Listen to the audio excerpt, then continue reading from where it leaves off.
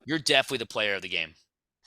Yeah, what hand injury? That didn't look like any kind of hand injury at all. He had his mindset back. He had his game plan back. He had his hand-eye coordination His back. swagger. When dude, the guy's a beast. And pretty much that's what we love about number 2 is because he knows when it's the right time to score, and he's been here before. So he's not nervous. He's cool, calm, and collective, and he gets the goal when needed.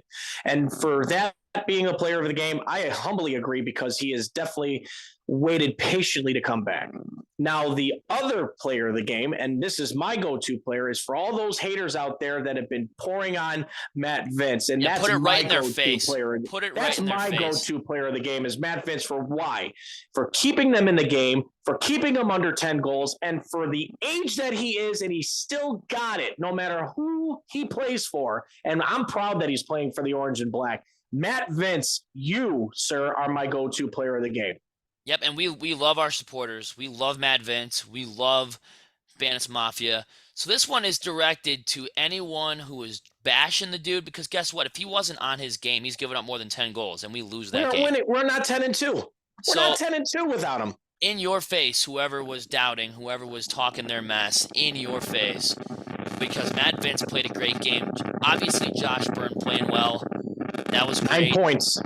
10 points. Came back for that. 9 points he had. Or was it 10? I think either or 9 or 10, but it's still either or. Great night from him. It's almost like he never left. I'm pretty sure it was 9 points. It is 9. Three goals, 6 assists, 9 points. 3, 6, 9, right down the line.